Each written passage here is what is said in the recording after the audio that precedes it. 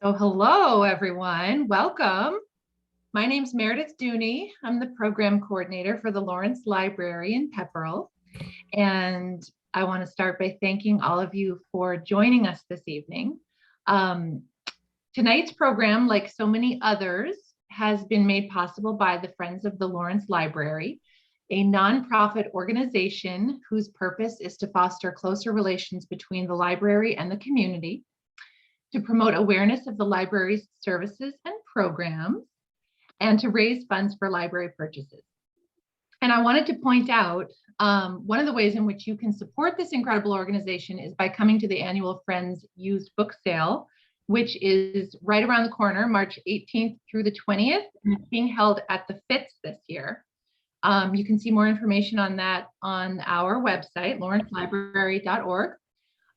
For tonight's program, I would like it if we could all kind of do our best to stay muted in an effort to reduce background noise.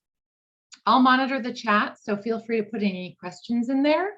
And towards the end, we'll go through all the questions, possibly depending on the volume of questions, maybe we can have people unmute if they have sort of two-part questions or whatever. But yeah, let's wait till the end for all of that, just because Gwen has a lot of ground to cover, and I think a lot of the questions will probably be answered along the way. So now I would like to introduce our speaker for this evening. She's a registered dietitian with over 20 years of experience in the field of nutrition, and she is deeply passionate not only about nutrition, but also about cooking, fitness, and most importantly, helping others. You can read more about her on her website, sagenutritionsolutions.com. So Gwen Johnson, welcome. Take it away. Thank you, Meredith. And I want to thank everybody for joining tonight. I know there's a lot going on in the community tonight, so I appreciate your coming over to see this presentation. And I'm very happy to present to the library community. My family has enjoyed many programs over the years at the library, especially the story time. I think my kids still have friends from that group. And I thought it was important to present tonight about this topic, intuitive eating, because, this time of year in the new year is when a lot of people try to embark on a diet plan or on eating healthier. But I wanted you all to be aware of a newer, more sustainable approach to eating that is becoming more popular, and it's been shown to not only improve your physical health but also your mental health too. So let me share my screen here. Sorry. Oops, did you see that, Meredith? Wait.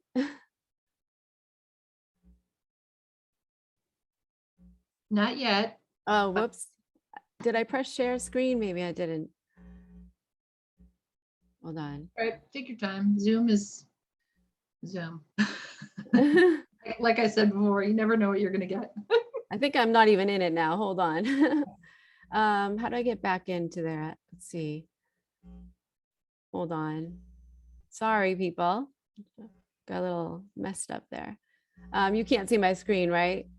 Not yet. Okay, so I think I forgot to press share screen. So let me get back into Zoom. Okay. I'm going to have to probably get let back in. Sorry. Okay, there I am. Okay, I'm there. Sorry, there we go. Share screen. Okay.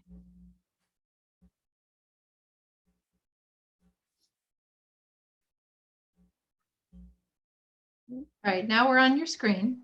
Yep.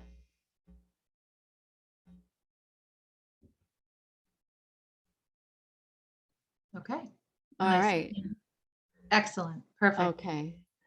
So I'm just going to move this up a little bit. Sorry. Move the Zoom out of the way a little bit. Seems like we still have some people joining anyway. So there we go. Okay.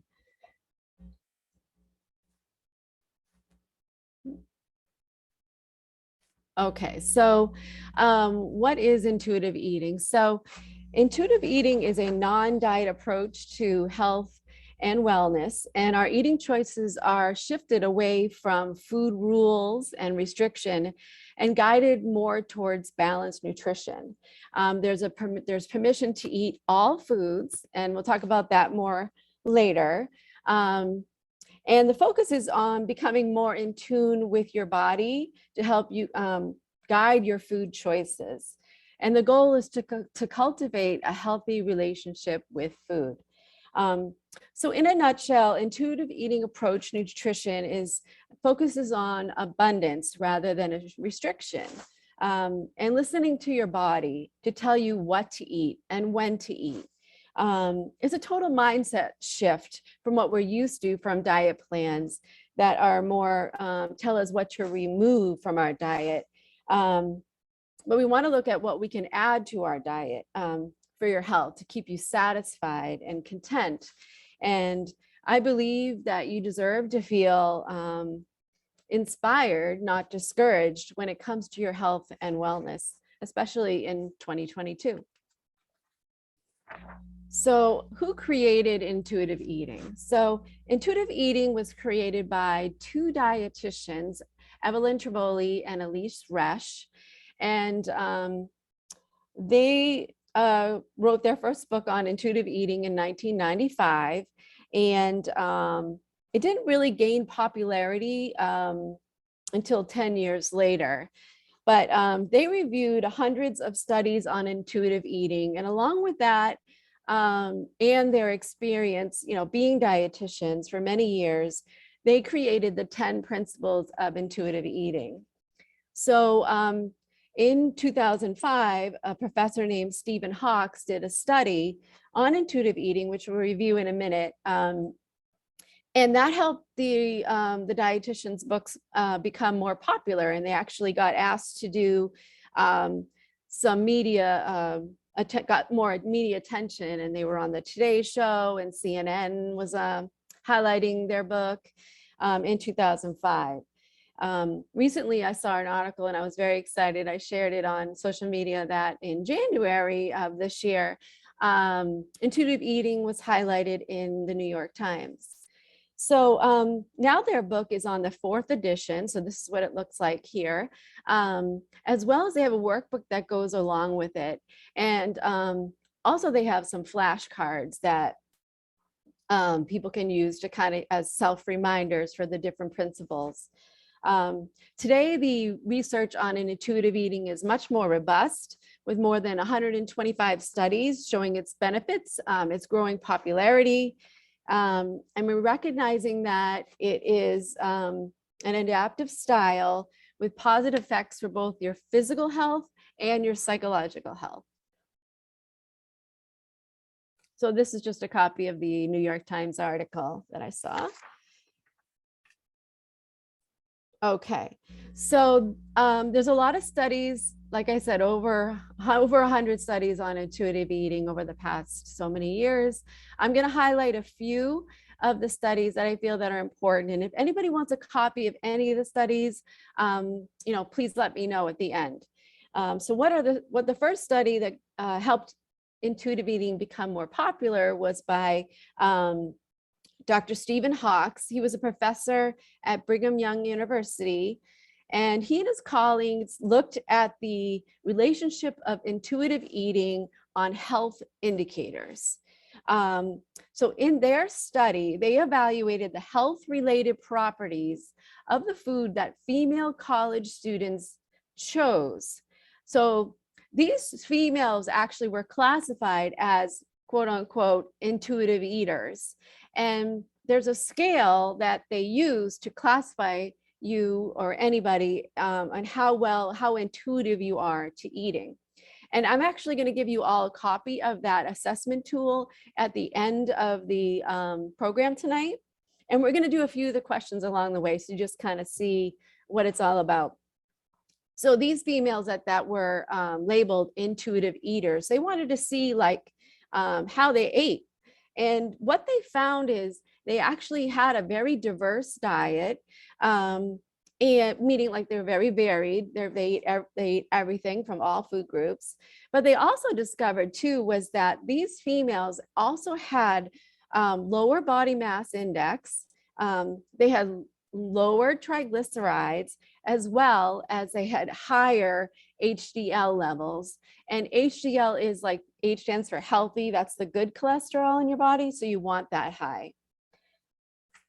Okay, so, oops. All right, the next, oops, want to go back?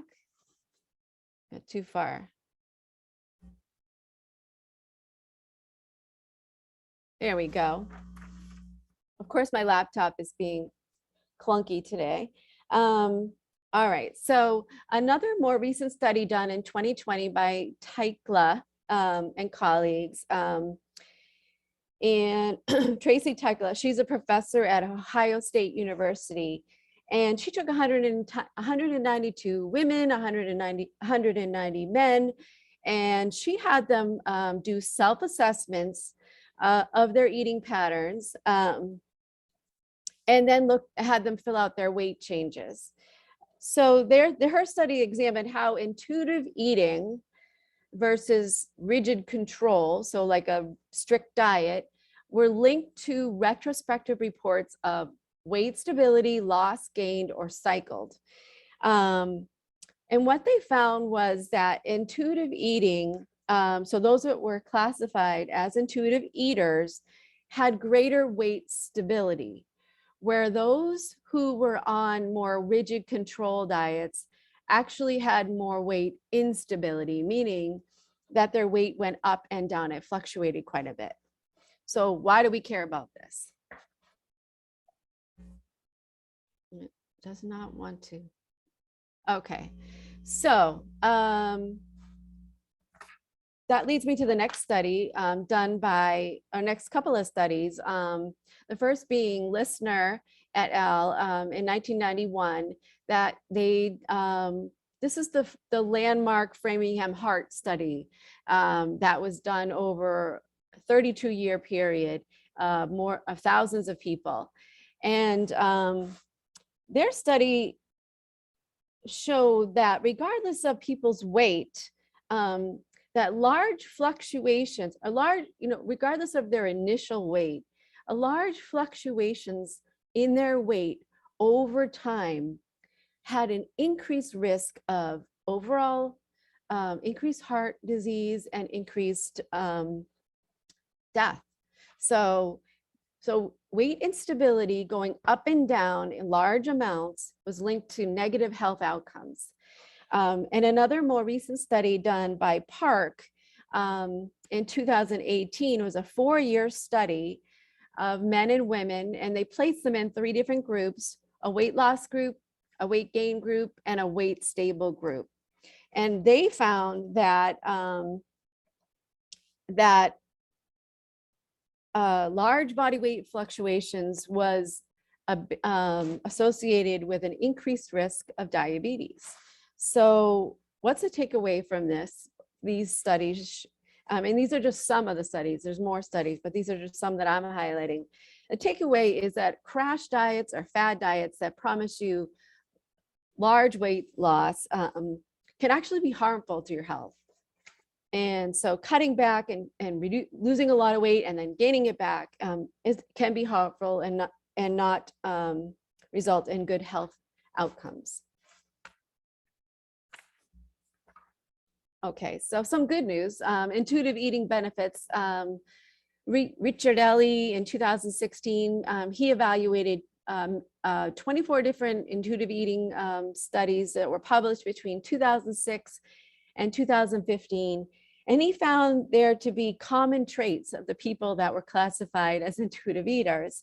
They had more optimism, they had greater body satisfaction, psychological resilience, greater life satisfaction, positive emotional functioning, and believe it or not, greater motivation to exercise. So they weren't on a diet, but they wanted to exercise more. Okay, so are you an intuitive eater? I know my journey to intuitive eating has definitely emerged over the last, since I've started my private practice. I've learned more about it. I've done some continuing education. I've listened to podcasts, I've read books, and I'm really excited to share all that I've learned about it, and try to help people change their mindsets about healthy eating. Okay, so as I mentioned before, you're going to get a copy. Anybody that registered for the program tonight is going to get a copy of this eating assessment scale.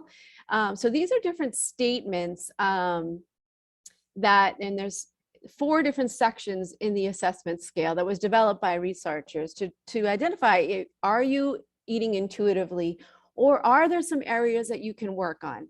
So I took one question from each section, and we can just go through these, and you can kind of just think in your head how you would answer yes or no, or you could jot it down on a piece of paper. So let's read the questions. So number 1, I have forbidden foods I don't allow myself to eat. Would you answer that yes or no? Number 2, I find myself eating when I'm stressed out, even when I'm not physically hungry. Yes or no? I rely on my fullness signals to tell me when to stop eating. Yes or no? And the last is, I mostly eat foods that give my body energy and stamina. Yes or no? So those are just a sampling of the questions. So if you answered yes to 1 or 2, you have some work to do on becoming more an intuitive eater. Or if you answered no to 3 and 4, again, you have some work to do. And maybe you answered only, maybe you answered the opposite of those answers, and you are an intuitive eater, so good for you. But the full assessment scale will be something that you could look at further if you did answer some of these, like I said, yes to 1 and 2, and no to 3 and 4. And so that you can look at the assessment scale, and it'll tell you at the end, like, different things that you could try to work on.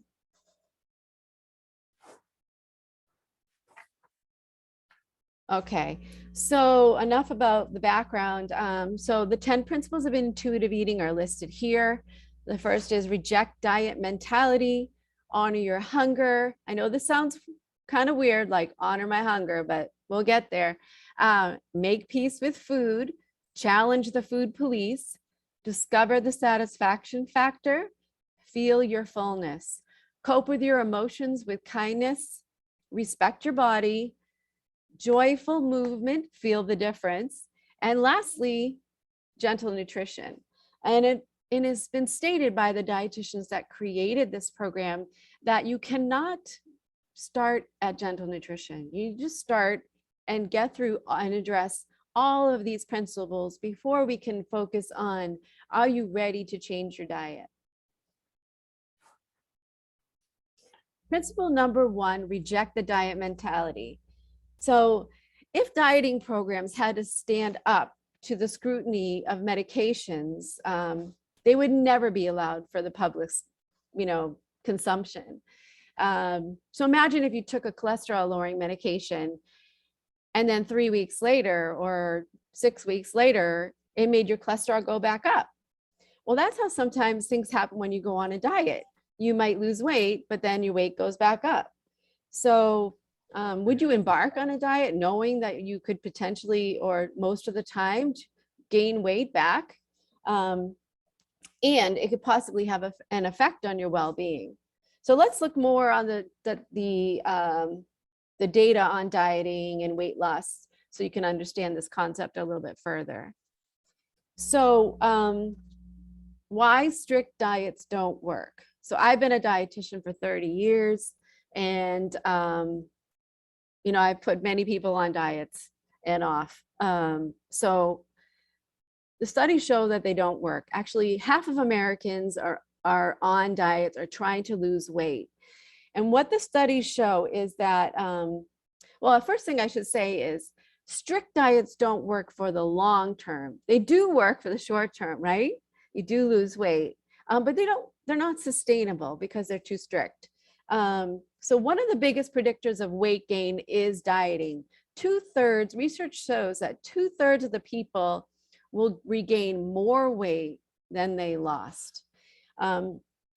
Each diet attempt teaches your body to adjust to famine, actually. Your body is very smart. If you were on a deserted island starving, it would slow down every process. You wouldn't feel it, but it would. It would slow down your heart rate, your breathing, and also your metabolism. And I tell you what, we don't want our metabolism to slow down, especially as we age, because that's where and then it lies, makes it harder for you to lose weight. Your body will utilize every calorie you give it if you're really restricting. So it will slow everything down and adjust to that level. So, and it will hold on to any calorie you give it too, because it doesn't know when it's going to get enough energy. So as a nation, unfortunately, what do we have to show for many years of people doing dieting is our body weights are higher than ever before in adults and children, and eating disorders are on the rise. Okay, so here's the dieter's dilemma, and this might resonate with some of you. I know I've done this too. You want to lose weight for a special trip or a special occasion, so you go on a strict diet. You start the diet and you follow it to the T, and you lose weight, right? But then what happens, right? It's not sustainable, so we start craving these foods again that we've been limiting ourselves from. And then our self-control goes down, we start overeating, and then we regain the lost weight. And a lot of times, if you lose 10 pounds and you do it quickly, you've maybe lost, say, 7 pounds of fat, but you've lost 2-3 pounds of muscle and some water. But when you gain that weight back, you've actually gained all fat. So you've lost some of your muscle mass. And muscle is important for your metabolism. And so we'll talk about that. So it's better to actually have not dieted at all than do what we call the yo-yo dieting. I don't know if any of you have heard of that. And as we have shown, large fluctuations in your weight of like yo-yo dieting is actually indicates negative health outcomes of diabetes, heart disease, and mortality. So to reject dieting mentality, you need to let go of dieting mentality. You need to know that you are not a failure because a diet stopped working for you, because you work typically long-term for most people. And you need to know that you're not a failure if you regain the weight back after ending a diet. And you need to know you're not a failure if you decide to never diet again. You need to say goodbye, see my hand waving there, to diet advice and or food plans that offer hope of losing large amounts of weight quickly. That's not sustainable and it's not healthy for your body. Say goodbye to those diet plans that cut out whole food groups. I'm not going to say which ones they are. You probably know. We want a variety in our diet to get all the nutrients that we need. And say goodbye to those diets that tell you when you can and cannot eat. We need to focus in intuitive eating. You're going to focus on your internal cues and ignore external cues.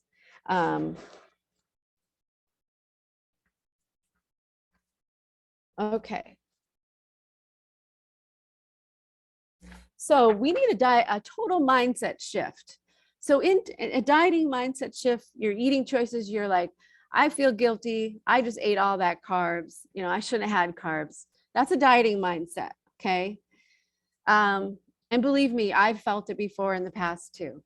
A non-diet mindset, which now I'm embarking on, is I know carbs are part of a healthy diet, especially I'm going to choose whole grains, whole wheat, right? I will enjoy those carbs, but I'm going to balance them with protein and fat and have more of a balanced plate. Even exercise, we need a mindset shift. So a dieting mindset would be, I need to burn those calories off I just ate. A non-diet mindset shift, we would focus on how the movement makes you feel, and how good it is for your body. There's so many benefits of exercise. So I'm going to do it because I know it's good for my body, not because I just ate a donut. Okay. So there needs to be a complete diet mindset, a mindset shift to reject diet mentality. Principle number 2, honor your hunger. Keep your body biologically fed with adequate energy. Otherwise, you can trigger a primal drive to overeat. Once you reach the moment of excessive hunger, all intentions of moderation or mindfulness are fleeting and irrelevant. I like this pendulum that another dietitian, Claire Tuning, created. And what this shows you on the left of your screen is the hunger fullness pendulum. The more that the pendulum swings to the left of restriction, so a very strict diet or not eating much, it tends to swing the other way. So the more you pull it back one way, it's going to swing the other way, and we're going to end up overeating or maybe even binging. So on the right, you can see if we let ourselves get unpleasantly hungry, that's more likely, like a pendulum, we're going to end up being unpleasantly full. So we need to honor our hunger. Don't save up your calories if you know you're going out to eat. I hear people say this all the time. Well, I'm going out for dinner tonight. I'm not going to have lunch, or I'm not going to have a snack. But what's that going to do? You're going to end up going to the restaurant and you're going to be starving. And then you're going to end up overeating at the time. And you can't really make good choices at that point.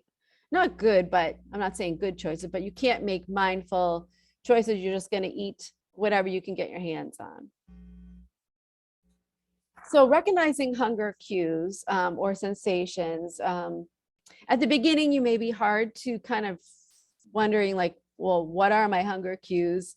And everybody's hunger cues are different. What we think hunger cues are, it's just growling noises, but it's so much more. But just think of this. So hunger is a biological need, right, of our bodies. We need to eat. So if you had the urge to go to the bathroom, say you had to go pee, right, you would go, right? And then an hour later, you had to go to the bathroom again. You had to pee. So you're saying to yourself, okay, I need to go to the bathroom. I'm going to take a bathroom break. It might be inconvenient, but you're going to do it, right? Well, if you eat and then an hour later you're hungry, you're going to say to yourself, I shouldn't eat. I just ate. Well, you would never do that about having to go to the bathroom, right? Both of those are biological cues our body gives us. And one of them we feel guilty about, and the other one, we definitely make sure we get to the bathroom, right? So we need to honor our hunger. So that's a good way of describing how your body's giving you messages that it needs to eat. So what hunger cues actually are could be anywhere from mild gurgling, growling noises. Maybe you'll get lightheaded. You start not being able to focus. You might even become more uncomfortable. Some people might get a little headache, irritable or hangry, right? Feeling faint. So those are some things that you need to start paying attention to during your day. My clients are floored by this when I share this with them. Another important part of recognizing your hunger is trying to differentiate between emotional and physical hunger. So emotional hunger comes on suddenly. Typically, you're craving something specific. I want a Snickers bar. It's urgent. It follows an emotion. Maybe you just were sad or upset and you're just looking for something. It's mindless. So you don't really realize you're doing it. It's just happening. And it's generally not linked to hunger. And you don't usually feel full. So if you can recognize that, and when you're feeling like emotional, that maybe it's not, like kind of slow down and say, let me focus. Am I feeling really hungry or not? Because physical hunger comes on gradually and you're open at that time to different foods. You're more flexible. It's patient. It follows a physical need. You can make deliberate choices. You're more aware of what you're eating. You're able to honor your hunger cues, and you can stop when you're full. And what we need to do is try to find different ways of coping with our emotions other than food. And that is entirely easier to say than done, and usually can require support. Principle number 3, make peace with food. So I see clients that come to me and they tell me what their food intake is. I do what's called a diet history. And they tell me that like whatever they've eaten all day, I've noticed they haven't eaten any carbs all day long. And then they tell me at night, they're just craving the sweets and the carbs. And that's because their body is craving what it needs, or what it feels deprived from. So making peace with food. I also hear my clients say to me, I know I shouldn't have had this, but I had ice cream last night, or over the weekend, we shouldn't have, but we had cake. Well, that's just the premise of an intuitive eating. If you allow yourself in your mind to have those indulgent foods from time to time, you will realize the cravings will actually become less. So that leads me to, a couple of studies here. So with intuitive eating, you're giving yourself permission to eat all foods. And if you keep telling yourself that you should not eat a particular food, this can lead to deprived feelings and increase your cravings for it. So, the allure of foods we deem as forbidden is heightened when you're on a diet, and even in non-dieters. So this is a cute little study done in 2007 by Jansen and colleagues. It's called the Red M&M study. And they took a group of children and they told them that they could only have as many yellow M&Ms as they wanted, but they were not allowed to eat the red. And so they studied them, and they actually result was that more red M&Ms were consumed than any. So even not on a diet, if you were told that you shouldn't have something, these children ate more of it. Another interesting study was done by Keeler in 2015, another chocolate restriction study. So what they did was chocolate snacks were provided to individuals for a week to help establish the following. They wanted to see how much chocolate they ate during that week, and then how much they ate like right before it was taken away, and how much they ate when they gave it back to them. So they restricted their chocolate intake for 3 weeks after they allowed them to have it. And what they found was that triggered an increase in chocolate consumption both before and after the restriction period. So the before they got it taken away, that's called like the Last Supper mentality. People will say, I don't know when I'm going to get that again, so I'm going to have that. And after.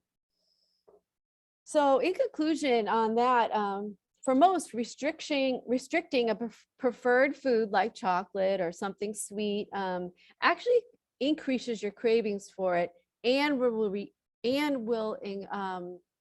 result in overeating it.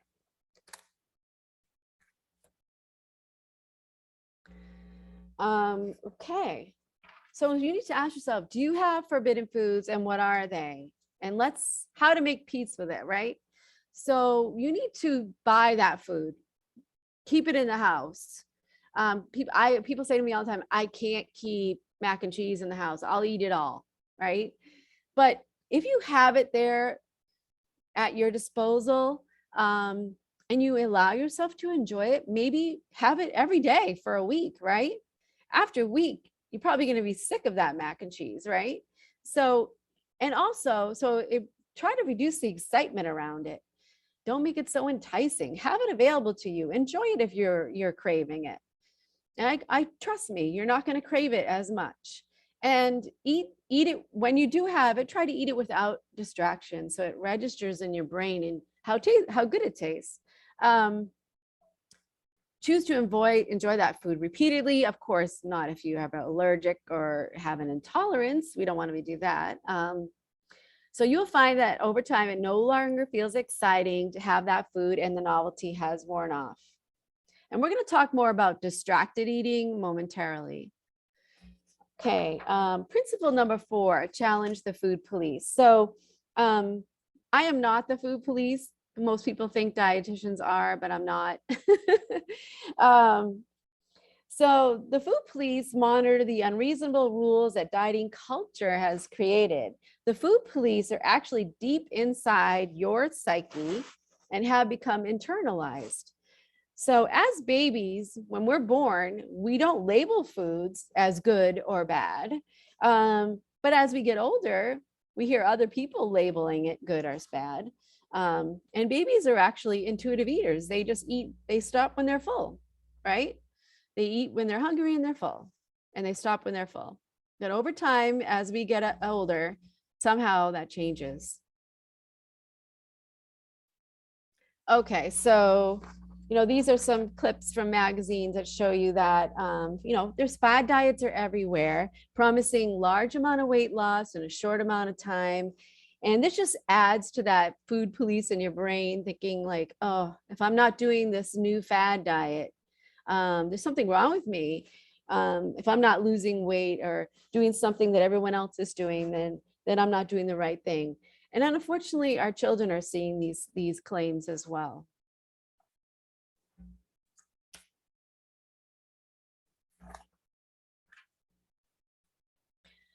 Okay, so before I read the slide, I have one little study I'm going to tell you. So it's quoted at the bottom here. So Jane Pallavi, then a graduate student, along with Peter Herman, who is a psychology professor,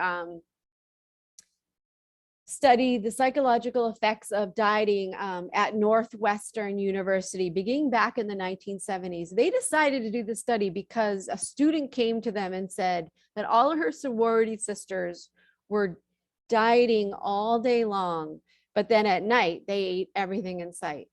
So this led to a series of experiments that highlighted the psychological changes that occur when people begin to start to diet or restrict their intake. They found that dieters actually show cognitive differences in how they view food. So, for example, say you're at a restaurant and you're reading a menu.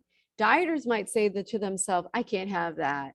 That's not allowed. That's bad for me. That's too tempting. It's sinful. It's too decadent. It's too fattening. So you're talking to yourself in a negative way.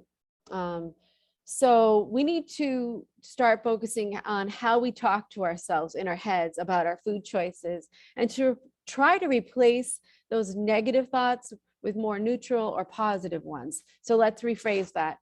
I'm allowed to eat whatever I want. I know what my body needs.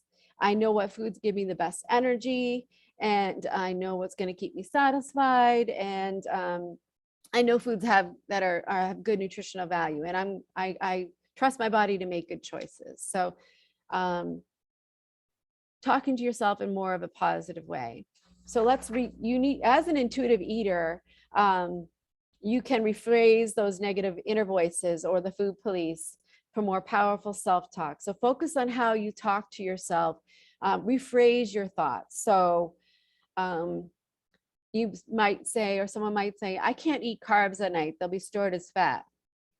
Well, that's not true, actually, but people might believe that.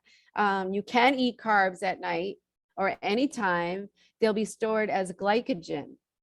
And glycogen is where we get our energy for glucose and used for energy. So, and also I have to say, and you can decide, you might say that to yourself, if you're out to dinner and they put the bread on the table, I can't have that. It's going to be stored as fat. So actually what you need to be saying to yourself instead of that is, you should be able to decide if you want bread or not. And depending on your hunger at the time, right? If you're feeling a little hungry, sure, have some bread. Your body's telling you should eat. But if not, if you're not hungry, then don't have it. There's no rules here. You go by what your body is telling you. Okay, principle number 5, we're getting there. So principle number 5 is discover the satisfaction factor. As Americans, we've gotten so focused on food being the enemy and eating experience the background between tempting foods and the willpower to avoid them.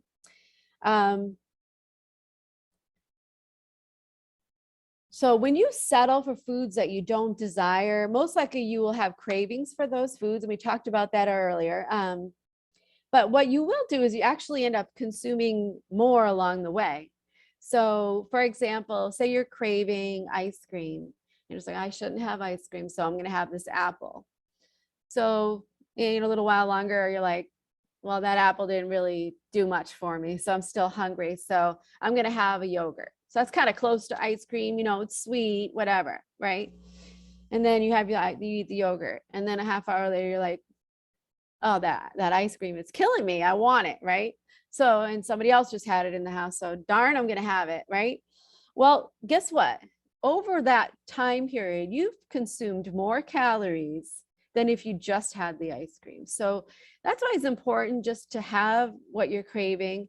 And I promise you that you're not going to be eating ice cream every day, all day. Your body, you're going to crave nutrient dense foods, and you're going to get your satisfaction from those foods on occasion, and you're going to be feeling good. So satisfaction is the hub of intuitive eating. So following all the principles will give you the best chance of achieving the greatest satisfaction in your wellness journey. Many people get nervous when I tell them that they should have what their forbidden foods. They think they're going to be just nonstop. But letting yourself enjoy the foods you crave has shown it exactly the opposite. You actually become more self-limiting because you want to eat for your health, and you want to feel energized to go do that walk. So, so feeling satisfied at your meals actually will decrease the yearning and cravings later on.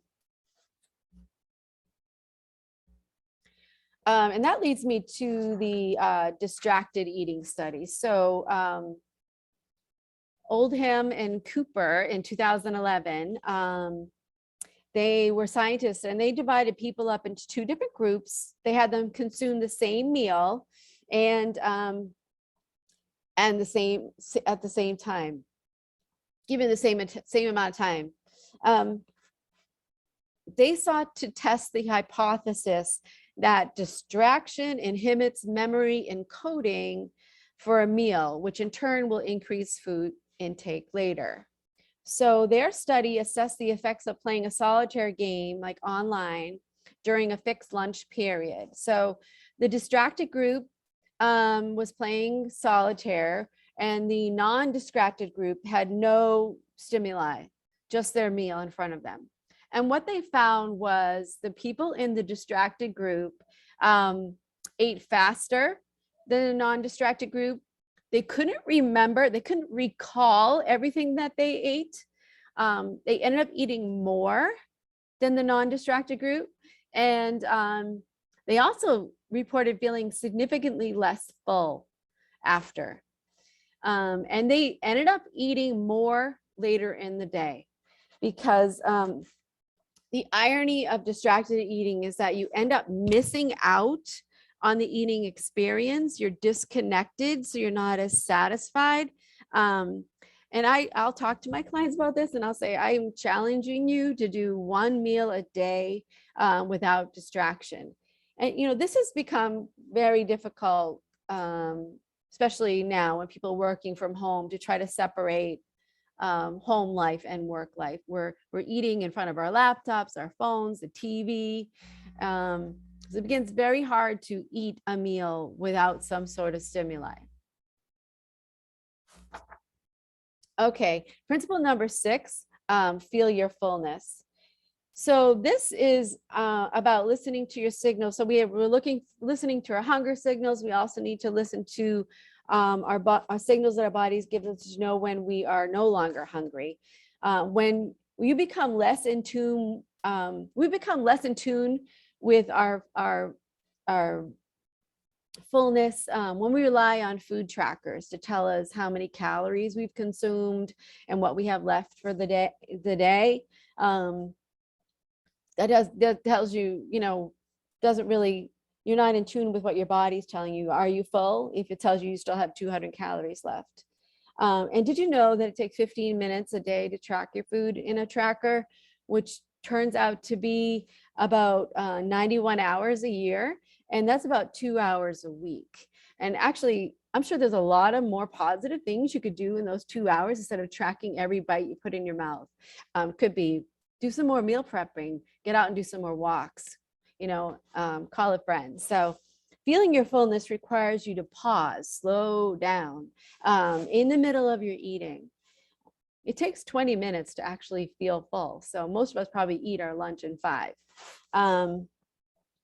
So slow down, pause in the middle of your meal and say to yourself, am I feeling full? And maybe yes. So maybe you decide at that point, you don't need to eat the rest of it and you can save it for later and you'll go back to it. When you become full, the satisfaction, the studies show that food doesn't actually taste as good when you start being full. So that's an interesting concept. So some of the barriers, as I just described, is, to feeling your fullness is being distracted. You're not recognizing that you're actually eating. So trying to eat less distracted is going to help you come more in tune to your fullness.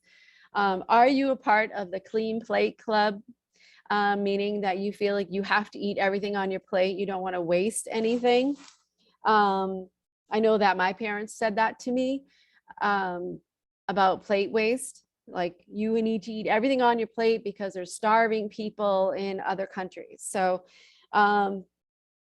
that both of those things ingrain a habit of eating past our fullness, just eating because we needed to finish what was there. We didn't care if we're full or not. We're going to finish it. Also, were you told to eat your vegetables and then you can have dessert, or did you tell your children that? So what does that do? So that basically puts broccoli in their minds, or in our minds, that this is this horrible thing that I need to finish, and then puts dessert on this pedestal, this thing that is just like an honor to have it. So we need to let our children, decide when they're full. And there's actually a new book out called Raising an Intuitive Eater. I put it at the bottom of the screen here on the right. I don't know if you can see that, but that has just been published in January by some dietitians on how to raise an intuitive eater. All right.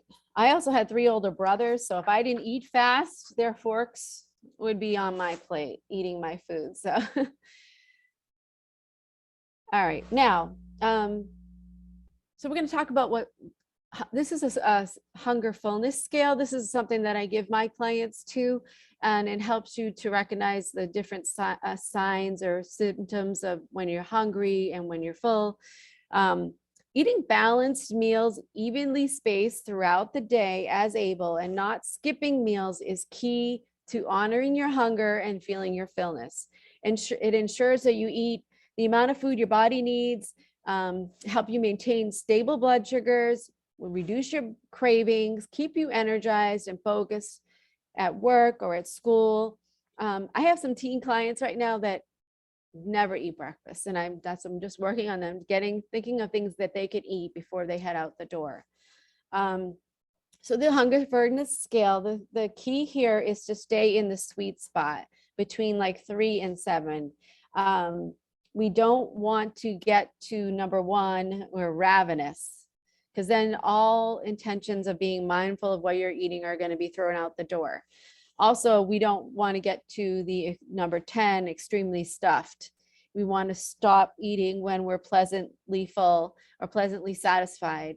And basically, this is a way of your body kind of controls your intake, your caloric intake internally.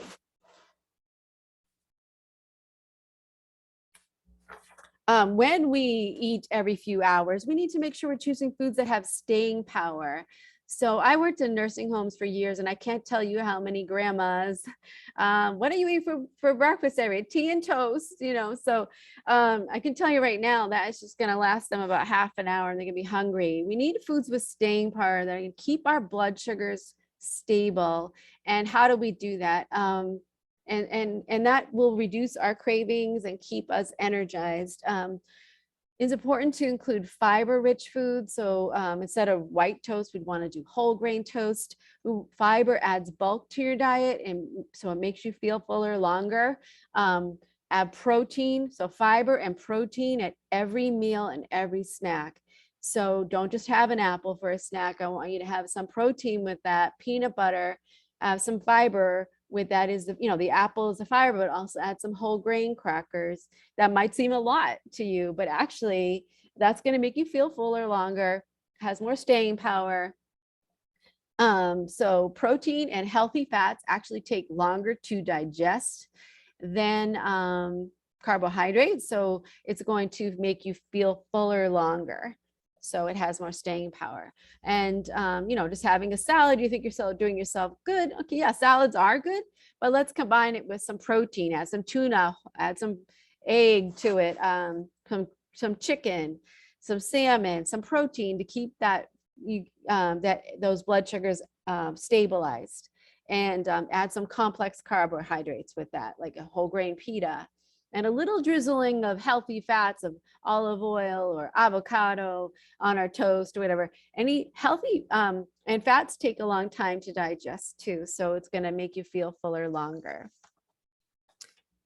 Principle number 7, cope with your emotions with kindness. So food is love, comfort. It's a part of special occasions, but often, well, not often, but on occasion, we can use food as to fill an emotional void. So in intuitive eating, your preoccupation with food will be reduced versus those who are on chronic diets and maybe more preoccupied with food. So coping with your emotions with other ways other than food. Here are some ideas here. And this is, again, definitely easier said than done. Many of my clients have told me that they gained weight during COVID because of stress, that they were stress eating, as well as they weren't moving as much because they were working from home. They weren't going into an office, walking around to meetings, walking from the parking lot. So, you know, definitely had less movement. Principle number 8, respect your body. So BMI is a tool, or body mass index is a tool that is used to predict someone's health. It's calculated, you know, by your physician. It categorizes people as underweight, normal weight, overweight, or obese. But it has its limitations, especially when someone has a higher muscle mass, because notably muscle will weigh a little bit more than fat, or if you have a larger body frame. So it's very important to stop comparing yourself to other people. Your weight is your weight. And there are many other ways to measure health and fitness other than what you see on the scale. I know plenty of people that I work out with almost every day that they may not be in their BMI perfect ideal range, or maybe they're a tiny bit over it, but they could outrun anybody. You know, they could lift more weight. So they are physically fit. And again, so BMI and your weight is not a measure of health on its own. And sometimes, no matter what we do in order to actually reduce your weight to this ideal weight for your body, our bodies may not let us do that. And I'm going to explain that on the next slide. And what we have here is called the Setpoint Theory. So some research suggests that genetics play a role in determining your body weight and size. So genetically, we're predetermined weight range, which our bodies try to defend. So researchers say we have what it's called the Setpoint Theory. So Setpoint Theory states that our bodies have a preset weight baseline that's hardwired to our DNA. According to this theory, our weight and how much it changes from the set point might be limited. So in most, the set point can fluctuate at least 5 or 10 pounds, but you can't permanently lower you from there than that. Unless you are restricting yourself every single day. And I don't know about you, but I don't want to restrict myself every single day to stay 5 or 10 pounds lower. Their theory says that some of us have a higher weight set points than others, and our bodies will fight to stay within these ranges. And this may explain why people regain the weight they lost when they went on to a calorie restricted, because once they went off, their body wants to get back to that set point. And this is what we call hereditary. So you need to respect your body size and focus on things we can control. We can get stronger. You can become more active. Focus on eating more nutrient dense foods and your relationship with food. Principle number 9, and movement, feel the difference. So intuitive eating is not only about eating. It's a mindset shift about food, but also about exercise. So shifting your focus on how it feels to move your body, celebrating what your body can do. I know one of my friends just posted this recently and I loved it. Celebrate what your body can do for you rather than focusing on how many calories you burned. So focus on how you feel after the workout. You're going to feel more energized. You're going to have a better mood. I'm not just saying that. There's studies that prove this. Obviously you're going to be getting stronger, and your clothes are going to feel better. They're going to fit better, and you're going to sleep better.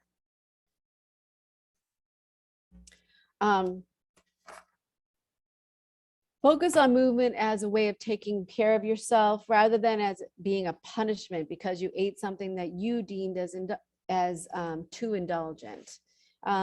Obviously, there's so many benefits of exercise, not only to make us stronger, but also increase bone strength, decrease blood pressure, reduce chronic diseases like heart disease and cancers, increase metabolism. So more muscle means your metabolism works faster. So that's one way to keep your body fit. Reduce risk of stroke, improve mood, prevention or delayed of cognitive decline, and improve digestion because it helps keep your body have normal regular bowel movements.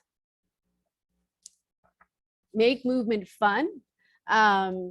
Add movement that you enjoy doing, because if you enjoy doing it, obviously you're going to make it a priority. Maybe that involves getting a workout buddy, or maybe you enjoy working out alone. Maybe you enjoy working out in a group. I personally enjoy going to Arch Fitness in Pepperell. They make it fun. They have great music. Everybody's having a good time. So, but some people enjoy working out by themselves or going for a walk. Or they get someone to walk with. So do what you enjoy and you make it a priority. Include all types of movements so you can use all body parts, and add movement that pushes you when you want to be pushed. And this is a little thing I cut and pasted here from the CDC about how much exercise is recommended, just so you can be aware of what you should be, looking to try to do if you want to embark on getting more movement. At least 150 minutes a week. So like 30 minutes for 5 days a week, some sort of this exercise to get your heart rate up. And the other thing that's interesting is the 2 times a week of strength training activity, at least. So Tufts University researchers estimate that our metabolic rate decreases 2% each year from the age of 20. So And our lean body mass decreases as we age as well. So adults, we lose 3 to 8% of our muscle mass per decade. So that's an average of 6.5 pounds of muscle we lose per decade as we age. So strength training is actually very important to keep that muscle mass, and that helps keep your metabolism revved up. And just want to know, before you embark on any exercise routine, it's important to check with your primary care physician for any limitations. And finally, principle number 10, honor your health with gentle nutrition. Make food choices that honor your health and taste buds, but while making you feel good. You don't have to eat perfectly every day to be healthy. You've heard it from the dietitian, okay? One meal or one snack is not going to ruin your health or your progress. So don't throw in the towel. It's progress, not perfection. What you eat consistently over time is what matters. Healthy eating should not only have a healthy balance of foods in your diet, but also having a healthy relationship with food. So here's a little basic nutrition guide that I'm going to share with you, some of the things that I recommend. And again, let's think about things that we can add into our diets rather than remove from our diets. So we want to include grains in our diet. We want to make at least of our grains half whole grains. If you can do more, even better. Carbs, grains are your brain's preferred energy source. So they break down to glucose, and that's what your brain needs for energy. And it'll break down your muscle if you don't give it any carbs. It'll break it down to convert that protein to glucose. So it's important to get carbs in your diet. And carbs, fruits, vegetables, breads, pasta, cereal, those add fiber. And fiber is incredibly important for many different things. It adds in your digestion. It actually helps people have better blood sugar balance. It feeds your gut microbia. It helps keeping you full because it adds bulk. It's been shown to lower your cholesterol levels. And if you want to jot this down, women should gear towards 25 grams of fiber a day, and men 38 grams of fiber a day. Another thing that I recommend is enjoying fish twice a week or 1 or 2 times, especially the fatty fish. And those have omega-3 fatty acids, and they help with brain health and heart health. And those include things like salmon, tuna, mackerel, sardines. So those things are a little bit more oily, fatty fish, but that's a good type of fat. And having a lot of whole grains and fish is equivalent to the Mediterranean diet, which has been named the #1 diet. I don't want to say it's a diet, but it's the #1 eating pattern for 2021 and now 2022. And they eat a lot of fish and lots of fruits and vegetables and whole grains. Choose healthy fats, nutrient-dense foods most of the day. We're going to have our special yummy chocolate indulgent here and there to make us feel satisfied, but most of the day we're going to choose fruits, vegetables, beans, nuts, seeds, eggs, lean poultry, and whole grains. Choose healthy fats like olive oil and avocado oil. Those have the most amount of omega-3 fatty acids, which have been shown to help with brain health and heart health. I did some classes at the Senior Center, cooking classes on the Mind diet, which again is based on the Mediterranean diet and this way of eating. And they've shown people have decreased cognitive decline by following this eating pattern, and their brain age is actually lower by following this type of diet. Balance your meals and snacks with what we call the plate method, and I'll show you that in a second. Water, drink lots of water. Limit things that have empty calories. Again, though, if you crave a Coca-Cola, have it and get it, but maybe make it a smaller portion so that you're not like feeling deprived and wanting that all the time. Prioritize sleep. So 1/3 of Americans are not getting enough sleep. Ghrelin is the hunger hormone. And that increases when we're sleep deprived. So studies show that teens that sleep less than 8 hours craved more sweets and ate 4.5 pounds more of sugar annually than those teens who slept more than 8 hours. So it's very important to prioritize sleep for your health. You will actually not have as many cravings and you'll feel like not as hungry. Okay, so this is the front of a packet that I provide to my clients. So we focus on each plate and each snack has to be balanced. And what does that mean? I charge them with the goal of trying to make half their plate or half their snack vegetables. This is very different than a typical American diet when the whole thing is pasta or carbs or, or a big piece of meat and the vegetables is just in the corner. We want to try to make half that plate fruits and vegetables, and that in turn gives you lots of fiber, lots of nutrients, and they're not very high in calories.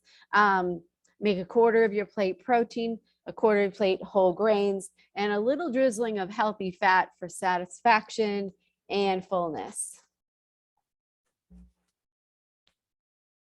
Okay, so I'm anticipating a couple of questions before we get to questions. So I decided to make a couple of slides that I think that people might be thinking.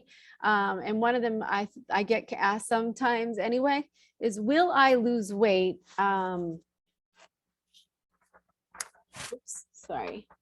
Will I lose weight while doing intuitive eating? The answer is yes. Intuitive eating is not, though, that is not the, the focus of intuitive eating, but you may see some slow, gradual, safe weight loss if you embark on intuitive eating, especially if you make the following adaptations to your lifestyle. So if you become more in tune to your body's signals and what it needs, you eat when you're hungry, you stop when you're full, you're balancing your plate with those vegetables. You're having regular meals and snacks rather than eating restrictively. That'll improve your metabolism, keeping it fed throughout the day, keep it moving, keep it working. Get rid of distractions when you're eating as much as you can. As we've saw, that's going to just lead to mindless eating. Get regular activity you enjoy. That'll reduce your cortisol levels. So cortisol levels go up when we're stressed, and that increases sugar cravings and causes weight gain. So exercise is a good way of reducing stress, and then in turn, reducing our food cravings. Try to become less preoccupied with food, which can lead to emotional eating, and approach those forbidden foods with a different attitude. And of course, work with a dietitian for support. Another question that I get asked often is, can I try intuitive eating if I have to follow a special diet for my health condition or disease? So what if I have diabetes, or what if I have high cholesterol? Well, the answer is yes, because of course, you're altering your food choices to support any medical condition or disease is going to be active self-care. And that is what intuitive eating is all about, is taking care of your body. Getting movement you enjoy supports most, if not all, medical conditions. Honoring your hunger, feeling your fullness will help you become more in tune to your body's needs and help you manage many health conditions and diseases, more specifically like diabetes. So the answer is yes. So I guess I'll just leave it here. So if there's, we want to talk about some questions and just a little bit about me. I work with people that are in their later teens, as there are some pediatric dietitians out there that do work with more of the younger groups. And that's a very different focus. They're still growing, have a lot of different needs. But, I'm working with older teens, adults and older adults. And I do nutrition counseling, not only for health and wellness, but if you had high cholesterol, high blood pressure, diabetes. I, recently had a couple of clients that had irritable bowel syndrome, and both of them are feeling so much better. Celiac disease or any other GI disease. If you're undergoing cancer treatments, you need support with that. if you have, if you've lost weight and you're malnourished, you need support with that. And I do accept insurance in my practice and Medicare. And if you just worry, how to work with me, you just can visit my website. There's a form box that you can fill out. And I will call you when you give me your contact information. We'll do a 15-minute free discovery call, and I'll send you some forms to fill out, and then you'll get a link to your first session. So right now I'm just doing telehealth. All the insurance companies are covering telehealth still. So I don't see it going away though, because it's so convenient and people love it. So, but anyway, that's the presentation. I hope I didn't go over too much. I probably did, but I'm sorry about that. I think we started a little bit late too, but this was perfect. No, this is fine. okay. You're not over. I know some people that had to go, but you know what? The people who clicked off, that was library staff. They had to leave the library. So yeah. I know some friends were on that said they had other meetings, but anyway, so I guess I can stop sharing my screen unless you want me to leave that there, but there we go. All right. So anybody have any questions? Or I know I kind of flew through everything.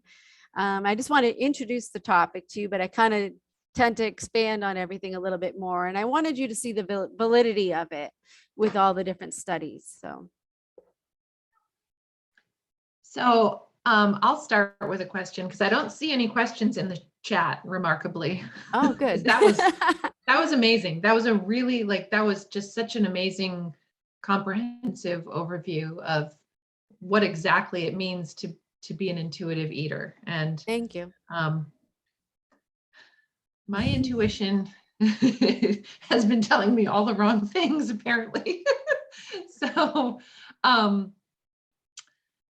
but yeah, no, I wanted to ask about, this is just a really specific question, but grass-fed butter, would you consider that one of the healthy fats or no? So what I've learned and through studies is that any fat that's solid at room temperature, so like butter, is going to be going to be mostly saturated fat.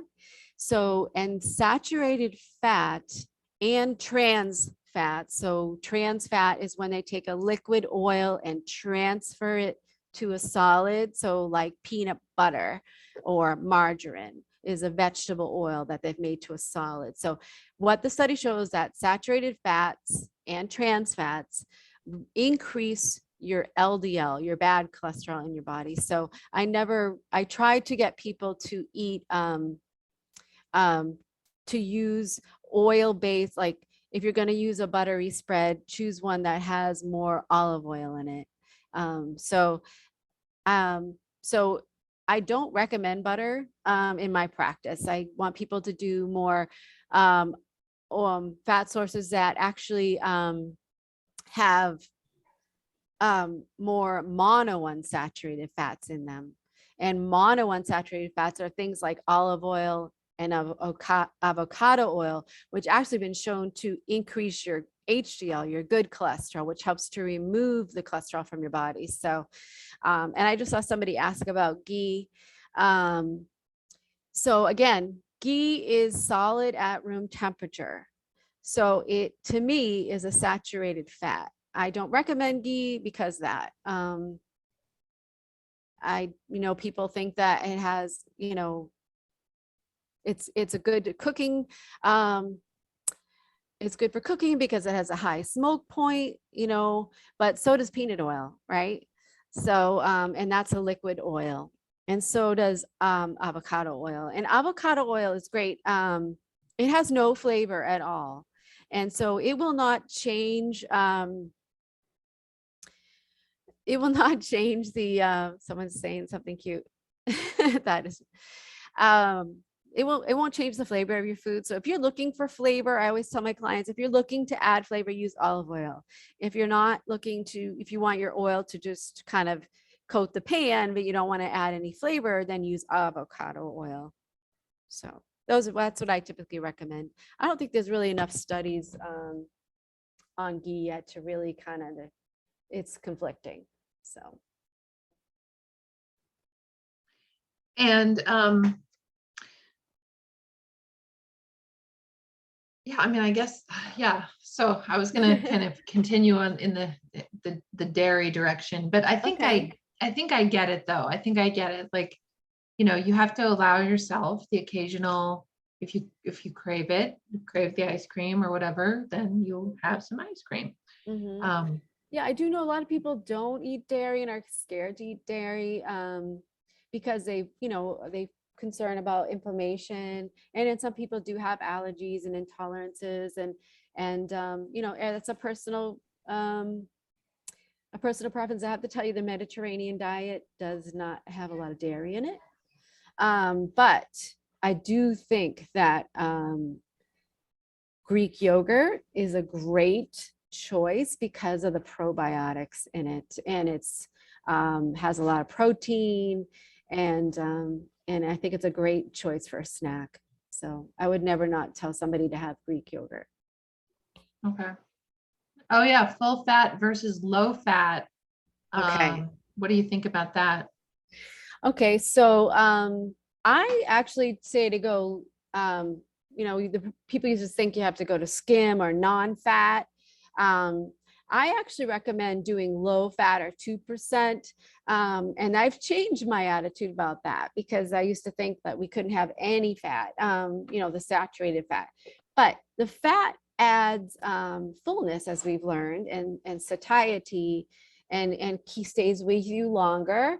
So having a low fat instead of a non-fat Greek yogurt is going to be what I would recommend, or cottage cheese. A cottage cheese too, I think, is another great source of protein. It's super high in protein. It's a great snack to have with fruit, and it's very satisfying. It's salty with the fruit. I might have to have some tonight now, but it's high in protein. But I used to buy the fat free, and to be honest with you, now I've switched to low fat cottage cheese. I don't do full fat because I have a family history of high cholesterol, and not myself now, but I can see some of my siblings going on medications, and my parents were on medications. So I worry about the saturated fat, and I watch that. Not worry about it, but I want to be conscious of that. So I kind of go in the middle of the road, a moderate amount of fat, so I can have that fullness, satiety feeling, and satisfaction from the fat in that tastes a little bit better. But I'm not going to go full fat because, again, it's going to add a little extra saturated fat. And what we've learned is that saturated fat can increase our cholesterol. So in the middle, stay in the middle. Does anyone have any questions for Gwen? Any additional questions? No? People are satisfied. Oh, good. Okay. So I'll send out the handout. Thank you so much. This has been super informative. Oh. Thank you, Joanna. All right. Sorry, Jordana. Oh my God. So you're all going to get the intuitive eating assessment scale. So you can look in and do those questions, and you can see where you fall and what areas you need to focus on. And, my contact information is in there if you have any more questions. And I think that this is being recorded. So if you want to, I think she's going to save it or somewhere. Yeah, I'm going to upload it to the YouTube, to the library's YouTube channel in the next several days. So, yeah. Okay. I saw somebody put their hand up, but then took it away. So maybe they're waving goodbye. Okay. Yeah, probably. All right. Awesome. Well, thank you so much, everyone, for coming. We really appreciate having you. And yeah, keep your eye on the library calendar for upcoming events. And thank you so much, Gwen, for being here. We really appreciate your time. Me too. It was fun. Thank you so much. I hope you all learned a little bit tonight. So yeah, we totally did. All right, great. All right. Take care. Thank you. Bye. Bye.